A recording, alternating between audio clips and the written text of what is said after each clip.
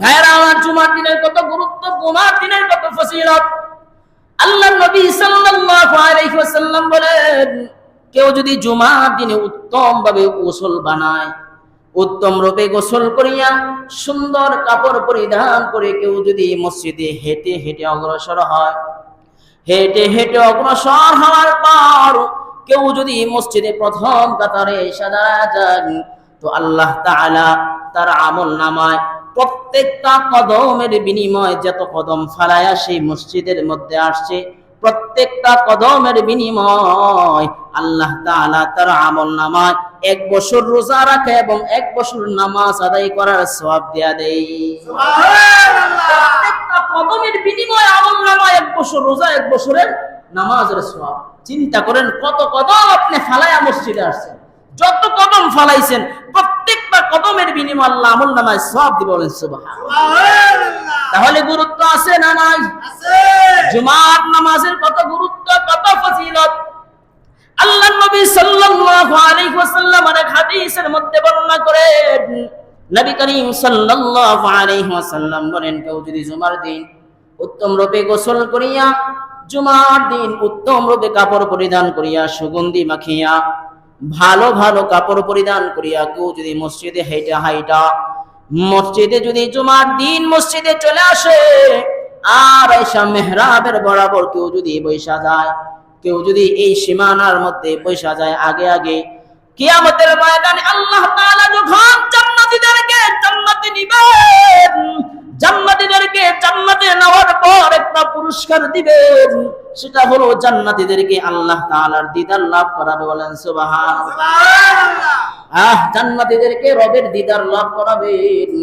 জান্নাতীদেরকে প্রত্যেক জুমাবার আল্লাহ তাআলা তার নিজের আকৃতি জান্নাতীদের সামনে প্রকাশ করবে। বলেন সুবহানাল্লাহ।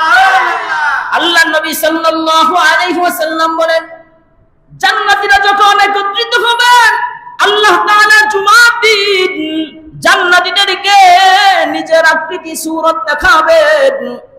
নবী করিম সাল্লাল্লাহু আলাইহি ওয়াসাল্লাম বলেন, প্রত্যেকটা নবী তার উম্মত সহকারে আল্লাহর আদালতের সামনে যাবে।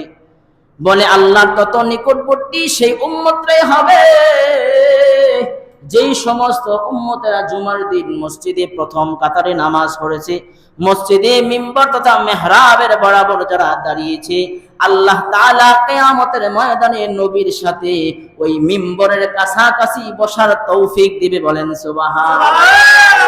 যারা মিম্বর এবং মেহরাবের কাছাকাছি বসবেন, কিয়ামতের ময়দানে নবীর সাথে আল্লাহর মেহরাব এবং মিম্বরের সামনাসামনি বসে আল্লাহকে দেখার সুযোগ আপনার হবে। বলেন সুবহানাল্লাহ। এজন্য ভাইরা আমার, জুমার দিনের কত গুরুত্ব, জুমার দিনের কত ফজিলত।